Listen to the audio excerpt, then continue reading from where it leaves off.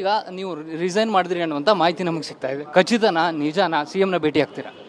CM ಭೇಟಿ ಆಗ್ತೀನಿ. ಈಗ ನೀವು ಏನೋ ಪೇಪರಲ್ಲಿ TV ತೋರಿಸ್ತಾ ಇದ್ದೀರಲ್ಲ, ಅದು CM ನೋಡ್ತೀನಿ. ಈಗ ಏನು ವಿಚಾರ ಸರ್? ಮೊನ್ನೆ ಮಾತಾಡಿದ ವಿಚಾರಕ್ಕ ಯಾವ ವಿಚಾರನೋ ಏನೋ ಯಾರಿಗೆ ಗೊತ್ತ್ರಿ. ಅಯ್ಯೋ ನೋಡ್ರಿ, ನಾವು ಯಾವತ್ತೂ ಅಧಿಕಾರಕ್ಕೆ ಅಂಟ್ಕೊಳ್ಳೋನಲ್ಲ, ಗೊತ್ತಾಯ್ತಾ?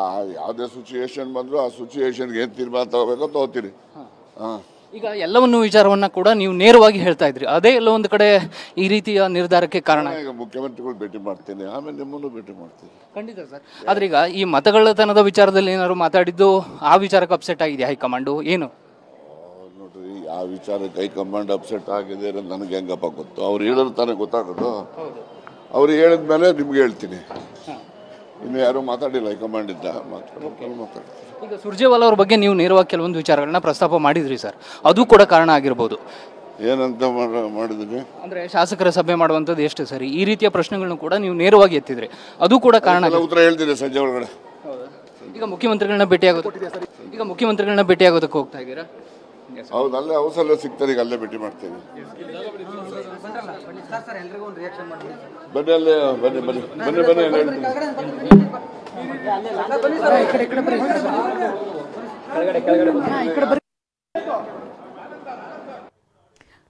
ಇದು TV9 ಜೊತೆ ಎಕ್ಸ್ಕ್ಲೂಸಿವ್ ಆಗಿ ಮಾತನಾಡಿದ್ದಾರೆ ರಾಜಣ್ಣ. ಮೊದಲ ಪ್ರತಿಕ್ರಿಯೆಯನ್ನ ಕೊಟ್ಟಿದ್ದಾರೆ. ನಾನು CM ಜೊತೆಗೆ ಮಾತನಾಡ್ತೀನಿ, CM ಕ್ಯಾಬಿನ್ ಹೋಗ್ತಾ ಇದ್ದೀನಿ, CM ಅನ್ನ ಭೇಟಿಯಾಗೋಕೆ ಹೋಗ್ತಾ ಇದ್ದೀನಿ, ಆ ನಂತರದಲ್ಲಿ ಮಾತನಾಡ್ತೀನಿ ಅಂತ ಹೇಳಿದ್ದಾರೆ. ಪ್ರತಿನಿಧಿ ಪ್ರಮೋದ್ ಲೈವ್ ನಲ್ಲಿ ಜಾಯ್ನ್ ಆಗ್ತಾ ಇದ್ದಾರೆ. ಪ್ರಮೋದ್, ಫಸ್ಟ್ ರಿಯಾಕ್ಷನ್ ಕೂಡ ಸಿಕ್ಕಿದೆ ರಾಜಣ್ಣ ಅವರದ್ದು. ಹಾಗೆ ಅವ್ರ ಮಗ ಹೇಳಿದನ್ನ ಕೇಳಿದಾಗ ಸ್ಟ್ರೇಂಜ್ ಅನ್ನಿಸ್ತು. ಅವರು ತಂದೆ ಕಾಲ್ ಮಾಡಿದ್ರಂತೆ, ಆ ರೀತಿಯಾಗಿ ಏನು ವಿಷಯನೇ ಗೊತ್ತಿಲ್ಲ ಅಂತ ಹೇಳಿದ್ರಂತೆ ರಾಜಣ್ಣ ಅವರು. ಈಗ ಏನೇನು ಗೊತ್ತಾಗ್ತಾ ಇದೆ ಪ್ರಮೋದ್? ಚೈತ್ರ, ಈಗ ಸಾಕಷ್ಟು ಡೆವಲಪ್ಮೆಂಟ್ಗಳಾಗ್ತಾ ಇದೆ ಕಾಂಗ್ರೆಸ್ ಪಾಳ್ಯದ ಒಳಗಡೆ, ಕಾಂಗ್ರೆಸ್ನ ಸಚಿವ ಸಂಪುಟದ ಒಳಗಡೆ. ಈಗ TV9ಗೆ ಸಿಗ್ತಾ ಇರುವಂತಹ ಮಾಹಿತಿಯ ಪ್ರಕಾರ ಒಂದ್ ವೇಳೆ ರಾಜಣ್ಣ ರಾಜೀನಾಮೆ ಕೊಡೋದಕ್ಕೆ ಹೆಸಿಟೇಟ್ ಮಾಡ್ರೆ ಅಥವಾ ಹೇಳಿದ ತಕ್ಷಣ ರಾಜೀನಾಮೆ ಕೊಟ್ಟಿಲ್ಲ ಅಂದ್ರೆ ಉಚ್ಚಾಟನೆ ಮಾಡುವಂತಹ ಸಾಧ್ಯತೆ ಇದೆ ಅಂತ ಮಾಹಿತಿ ಕೂಡ ಲಭ್ಯವಾಗ್ತಾ ಇದೆ. ನೇರವಾಗಿ ರಾಜಭವನಕ್ಕೆ ಮುಖ್ಯಮಂತ್ರಿ ಕಚೇರಿಯಿಂದಲೇ ಪತ್ರವನ್ನು ರವಾನೆ ಮಾಡಿ ಈ ಮೂಲಕ ಉಚ್ಚಾಟನೆ ಮಾಡೋದಕ್ಕೂ ಕೂಡ ಒಂದು ಸೂಚನೆ ಇದೆ ಹೈಕಮಾಂಡ್ನಿಂದ ಅಂತ ಮಾಹಿತಿ ಕೂಡ ಲಭ್ಯವಾಗ್ತಾ ಇದೆ. ಇದಕ್ಕೆ ಸಂಬಂಧಪಟ್ಟಂತೆ ಈಗಾಗಲೇ ಮಾತುಕತೆ ಆಗಿದೆ. ಸಂಪುಟದಿಂದ ರಾಜಣ್ಣ ಉಚ್ಚಾಟನೆ ಕೂಡ ಸಾಧ್ಯತೆ ಇದೆ. ಒಂದು ವೇಳೆ ರಾಜೀನಾಮೆ ಕೊಡದೆ ಹೋದಂತಹ ಸಂದರ್ಭ ಸಂಪುಟದಿಂದಲೇ ರಾಜಣ್ಣ ಉಚ್ಚಾಟನೆ ಮಾಡುವಂತ ಸಾಧ್ಯತೆ ಇದೆ. ರೈಟ್ ಪ್ರಮೋದ್, ನೀವು ಇದನ್ನೇ ಹೇಳ್ತಾ ಇದ್ರಿ, ಇದೇ ವಿಚಾರವನ್ನ ಹೇಳ್ತಾ ಇದ್ರಿ ನೀವು. ರಾಜೀನಾಮೆ ಕೊಡದಂತ ಸಂದರ್ಭ ಉಚ್ಚಾಟನೆ ಮಾಡುವಂತ ಸಾಧ್ಯತೆಗಳು ಕೂಡ ದಟ್ಟವಾಗಿದೆ ಅಂತ. ಪ್ರಮೋದ್, ಮುಂದುವರಿಸಿ.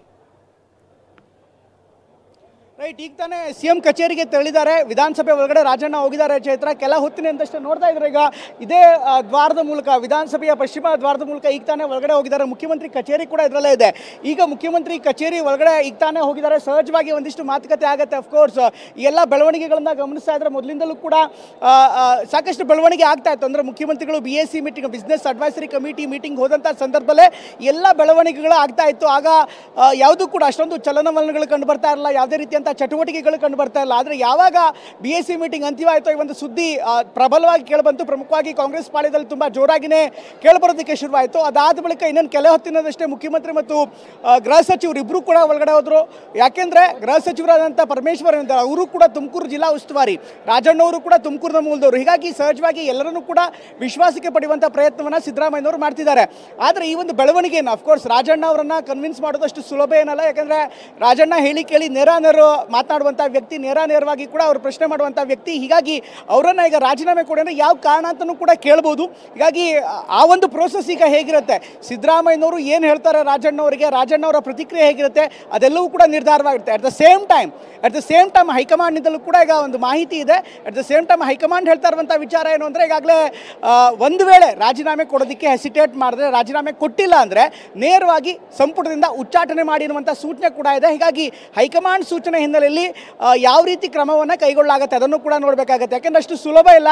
ಈಗ ಉಚ್ಚಾಟನೆ ಮಾಡಿದ್ರೆ ಸಹಜವಾಗಿ ಕಾಂಗ್ರೆಸ್ ಪಕ್ಷದ ನಾಯಕರಿಗೂ ಕೂಡ ಅಥವಾ ಸರ್ಕಾರಕ್ಕೆ, ಸಿದ್ದರಾಮಯ್ಯನವರು ಕೂಡ ಒಂದು ಮುಜುಗರ ಆಗುವಂಥ ಸಂದರ್ಭ. ಹೀಗಾಗಿ ಉಚ್ಚಾಟನೆ ಮಾಡೋದಕ್ಕೆ ಒಂದು ಪ್ರಬಲವಾದಂಥ ಕಾರಣ ಇರಬೇಕಾಗುತ್ತೆ. ಹೀಗಾಗಿ ಪ್ರಮುಖವಾಗಿ ST ಸಮುದಾಯದ ನಾಯಕ, ದಲಿತ ನಾಯಕ ಇಂಥವ್ರನ್ನ ಏಕಾಏಕಿ ಉಚ್ಚಾಟನೆ ಮಾಡಿದ್ರೆ ಅದು ರಾಂಗ್ ಮೆಸೇಜಿಂಗ್ ಕೂಡ ಪಾಸ್ ಆಗುತ್ತೆ. ಹೀಗಾಗಿ ಅಷ್ಟು ಸುಲಭ ಇಲ್ಲ. ಈಗ ಮಾತುಕತೆ ಆರಂಭ ಮಾಡಿದ್ದಾರೆ. ಬಹುಶಃ ಮುಖ್ಯಮಂತ್ರಿಗಳು ಅವರನ್ನ ಕರೆದು ಮಾತನಾಡುವಂಥ ಪ್ರಯತ್ನ ಮಾಡ್ತಿದ್ದಾರೆ. ಅದಾದ ಬಳಿಕ ಮುಂದೇನಾಗುತ್ತೆ ಅದೆಲ್ಲವನ್ನೂ ಕೂಡ ಕಾದು ನೋಡಬೇಕಾಗುತ್ತೆ. ಚೈತ್ರ. ಚೈತ್ರ. ಎಸ್ ಪ್ರಮೋದ್, ಇಲ್ಲಿ ಹೇಳಿದಾಗೆ ನೀವು ಹೇಳಿದಾಗೆ ಸಿಎಂ ಆಪ್ತ ಬಣದಲ್ಲಿ ಕಾಣಿಸ್ಕೊಂಡಿರೋರು ಇವತ್ತು ಸಿಎಂ ನಿರ್ಧಾರಗಳು ಏನಾಗಿರುತ್ತೆ ಇದು ಕೂಡ ಬಹಳ ಇಂಟ್ರೆಸ್ಟಿಂಗ್ ಆಗಿದೆ. ಏನಾದ್ರೂ ಇನ್ಸೈಡ್ ಮಾಹಿತಿಗಳು ಸಿಗ್ತಾ ಇದೆಯಾ ಸಿಎಂ ರಿಯಾಕ್ಷನ್ ಸಂಬಂಧಪಟ್ಟ ಹಾಗೆ ಪ್ರಮೋದ್? ಬಿಟ್ ಅರ್ಲಿ ಚೈತ್ರ, ತುಂಬಾ ಅರ್ಲಿ ಆಗುತ್ತೆ. ತುಂಬಾ ಈಗ ತಾನೇ ಇನ್ನೇನು ಕೆಲವೇ ಹೊತ್ತಿನ ಹಿಂದಷ್ಟೇ ಈಗ ತಾನೇ ಹೊರಗಡೆ ಹೋದ್ರು. ಅಫ್ಕೋರ್ಸ್ ವಿಧಾನಸಭೆಯ ಪಡಸಾಲೆಯಲ್ಲಿರುವಂಥ ಮುಖ್ಯಮಂತ್ರಿ ಕಚೇರಿಗೆ ಈಗ ಎಲ್ಲರೂ ಕೂಡ ಧಾವಿಸ್ತಾ ಇದ್ದಾರೆ. ಎಲ್ಲ ಸಚಿವರು ಕೂಡ ಅಲ್ಲೇ ಇದ್ದಾರೆ. ಪ್ರಮುಖವಾಗಿ ಪರಮೇಶ್ವರ್ ಇರ್ಬೋದು, ಈಗ ರಾಜಣ್ಣ ಈಗ ಹೋದ್ರು, ಅದ್ರ ಜೊತೆಗೆ ಇನ್ನಿತರ ಸಚಿವರು ಹೋಗ್ತಾ ಇದ್ದಾರೆ, ಶಾಸಕರು ಹೋಗ್ತಾ ಇದ್ದಾರೆ, ಸಾಕಷ್ಟು ನಾಯಕರು ಹೋಗ್ತಾ ಇದ್ದಾರೆ. ಅಫ್ಕೋರ್ಸ್ ಇನ್ನಿತರ ನಾಯಕರನ್ನು ಕೂಡ ಆಹ್ವಾನ ಮಾಡಲಾಗುತ್ತೆ. ಯಾಕೆಂದ್ರೆ ಈ ಒಂದು ಬೆಳವಣಿಗೆ ಸಹಜವಾಗಿ ಹೊಸ ಪಲ್ಲಟವನ್ನು ಕಾಂಗ್ರೆಸ್ ಪಕ್ಷದಲ್ಲಿ ಸೃಷ್ಟಿ ಮಾಡುತ್ತೆ.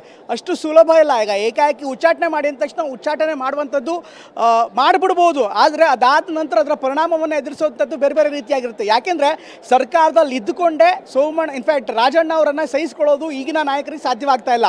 ಸಂಪುಟದಿಂದ ಹೋದ್ಮೇಲೆ ಅದು ಇನ್ನಷ್ಟು ತೀವ್ರಗೊಳ್ಬೋದು.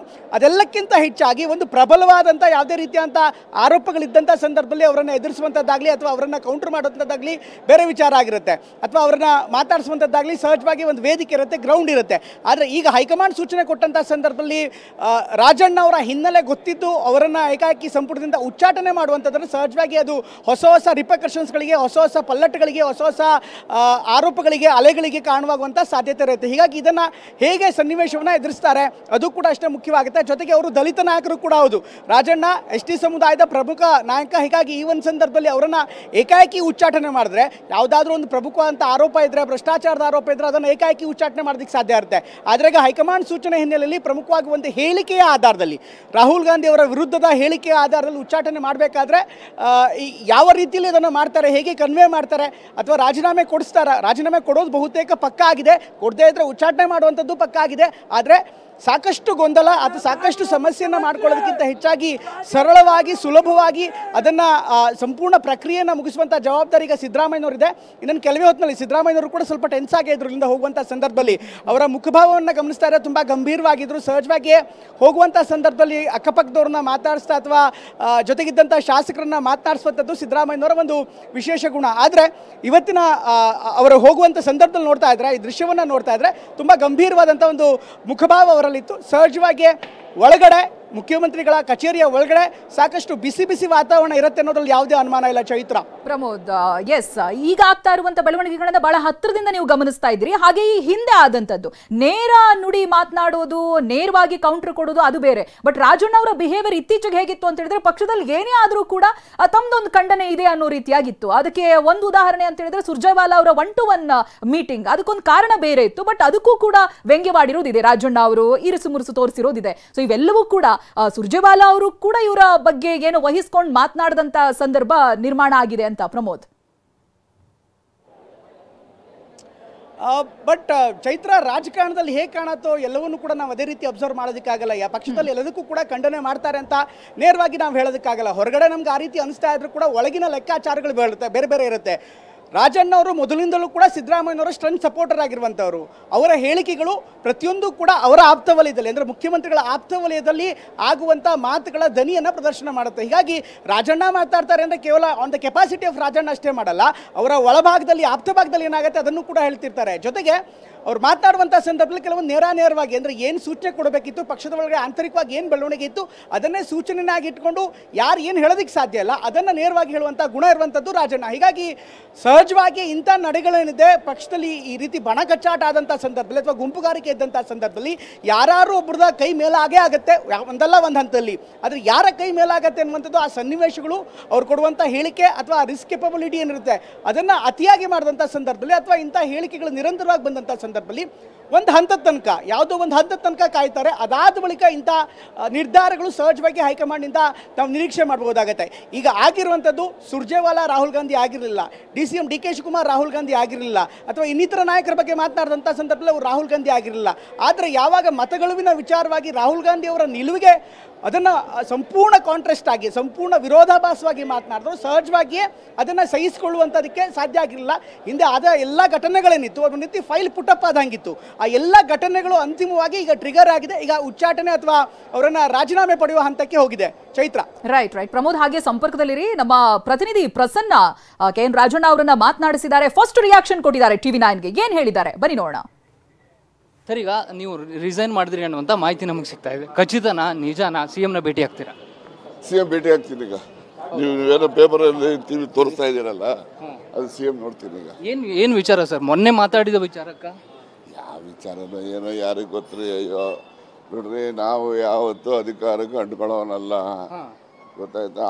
ಯಾವುದೇ ಸಿಚುಯೇಷನ್ ಬಂದರೂ ಆ ಸಿಚುಯೇಷನ್ಗೆ ಏನು ತೀರ್ಮಾನ ತಗೋಬೇಕೋ ತಗೋತೀನಿ.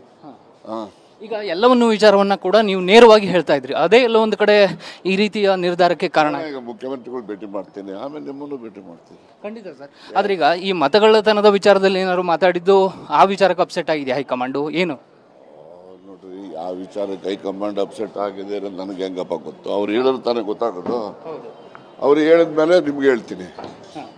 ಇನ್ನು ಯಾರು ಮಾತಾಡಿಲ್ಲ ಹೈಕಮಾಂಡ್ ಇದ್ದ ಮಾತಾಡ್ತೀನಿ. ಈಗ ಸುರ್ಜೇವಾಲಾ ಅವ್ರ ಬಗ್ಗೆ ನೀವು ನೇರವಾಗಿ ಕೆಲವೊಂದು ವಿಚಾರಗಳನ್ನ ಪ್ರಸ್ತಾಪ ಮಾಡಿದ್ರಿ ಸರ್, ಅದು ಕೂಡ ಕಾರಣ ಆಗಿರ್ಬೋದು. ಏನಂತ ಮಾಡಿದ್ರಿ? ಅಂದ್ರೆ ಶಾಸಕರ ಸಭೆ ಮಾಡುವಂಥದ್ದು ಎಷ್ಟು ಸರಿ, ಈ ರೀತಿಯ ಪ್ರಶ್ನೆಗಳನ್ನು ಕೂಡ ನೀವು ನೇರವಾಗಿ ಎತ್ತಿದ್ರಿ, ಅದು ಕೂಡ ಕಾರಣ. ಉತ್ತರ ಹೇಳ್ತೀನಿ ಸಂಜೆ ಒಳಗಡೆ. ಈಗ ಮುಖ್ಯಮಂತ್ರಿಗಳನ್ನ ಭೇಟಿಯಾಗೋದು, ನಾನು ಮುಖ್ಯಮಂತ್ರಿಗಳು ಒತ್ತಡ ಇದೆಯಾ ಸರ್? ಹೈಕಮಾಂಡ್ ಒತ್ತಡ ಏನಾದರೂ ಇದೆಯಾ ಸರ್? ಹೈಕಮಾಂಡ್ ಡೈರೆಕ್ಷನ್ ಏನು ಕೊಟ್ಟಿದೆ ಅಂತ ಸರ್ ಅಷ್ಟೇ. ಆಯ್ತಲ್ಲ, ಮುಖ್ಯಮಂತ್ರಿಗಳು ಭೇಟಿ ಮಾಡಿದ ನಂತರ ಬರ್ತೀನಿ, ಮಾತಾಡ್ತೀನಿ. ಸರ್